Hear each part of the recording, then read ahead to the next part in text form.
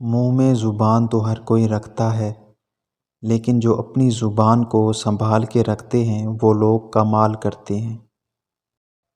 کچھ رشتوں میں گنجائش اتنی رہ جاتی ہے کہ ان سے الگ ہونا پڑتا ہے۔ کچھ لوگوں کے دل میں زہر ہوتی ہے اور زبان پر شہد ہوتا ہے۔ جن لوگوں کو کبھی بخار نہیں ہوتا وہ عنقریب کسی لا علاج مرض میں مبتلا ہو جاتے ہیں۔ ہمارا کیا ہوا ایک عمل ہماری زندگی کو اچھا یا برا بنا سکتا ہے۔ کسی بھی شخص کو بری یا گناہ کی عادت مت ڈالو۔ ہو سکتا ہے کہ آپ گناہ چھوڑ دو اور توبہ کر لو، اور وہ شخص جس کو آپ نے گناہ کی عادت ڈالی وہ آپ کی آخرت میں جہنم کا سبب بن جائے۔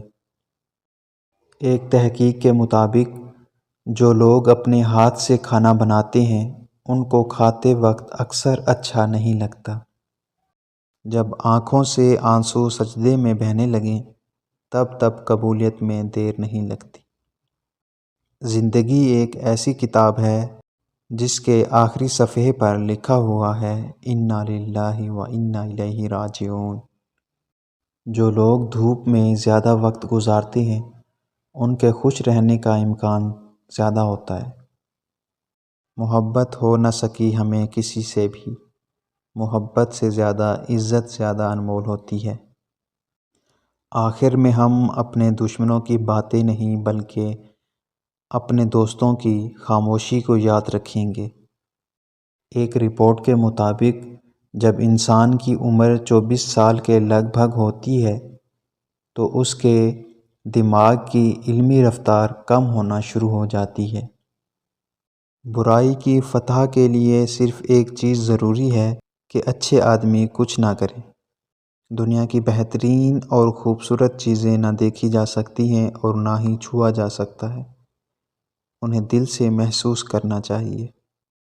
صرف ایک چیز جو بنی نوع انسان کو نجات دے گی وہ ہے تعاون۔ آدمی کی حماقت 3 چیزوں سے معلوم ہوتی ہے: فضول اور بے معنی باتیں کرنا، جو بات نہ پوچھو اس کا جواب دینا، بنا سوچے سمجھے ہر کام کو شروع کر دینا۔ جب ہم مشکلات کے بغیر زندگی کی آرزو رکھتے ہیں تو ہمیں یاد دلائیں کہ بلوط مخالف ہواؤں میں مضبوط ہوتے ہیں اور ہیرے دباؤ میں بنتے ہیں۔